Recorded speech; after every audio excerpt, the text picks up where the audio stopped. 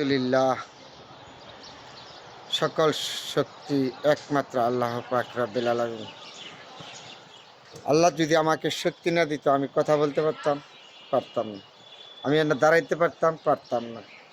সম্পূর্ণ আল্লাহর ইশারা। এই যে আমার পিছনে গাছ দেখেন, পাল্লা দেখেন, নদী দেখেন, বিল্ডিং দেখেন, সবাই আল্লাহর ইচ্ছা।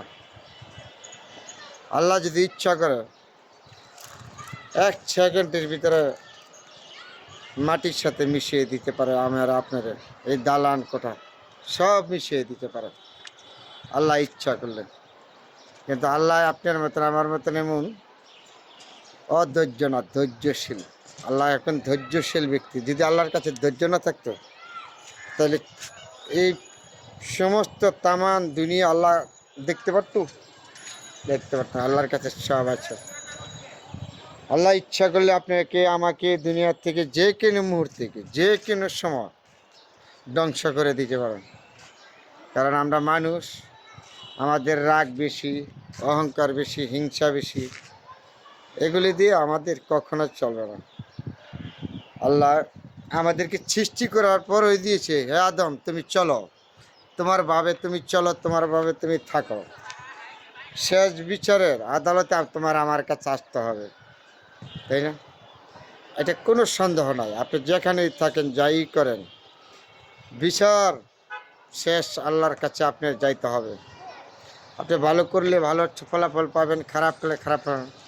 তারপরে বুঝতে হবে পৃথিবী থেকে যা কিছু সৃষ্টি শুধু আদমের জন্য, মানুষের জন্য। সে আদমে আমরা বুঝি নাই, জানি নাই। না জানার কারণে, না বুঝার কারণে আমাদের দুঃখ দুর্দশার সমাজে অনেক বেড়ে যায়, তাই না? আসেন না, বুঝার চেষ্টা করি, জানার চেষ্টা করি। এই যে রমজান মাস, আল্লাহ পাক রহমতের মাস, হেদায়েতের মাস, কি সুন্দর রূপ সুন্দর দিয়েছে না? আমরা কেন এগুলি করব? আপনি আমার প্রতি করবেন হিংসা, আমি আপনার প্রতি করব অহংকার, হিংসা।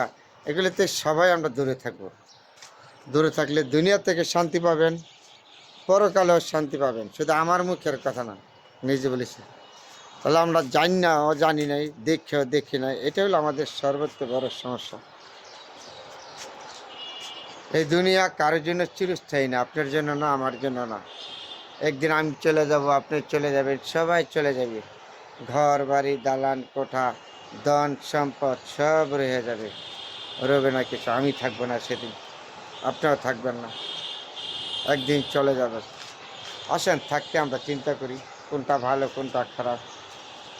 ভালোটাকে ভালো বলি, খারাপটাকে খারাপ বলি। সবার সাথে মিলেমিশে থাকার চেষ্টা করি। এই সুন্দর পৃথিবী একদিন রেখে সবাই চলে যাবেন, আপনার আমি। এটা আমার মুখের কথা না, আমার মুখের কথা না, আল্লাহ পাক নিজে বলেছে। তাহলে বন্ধুরা, ভালো থাকবেন, সবাই সুন্দর থাকবেন, সবার জন্য দোয়া রইল।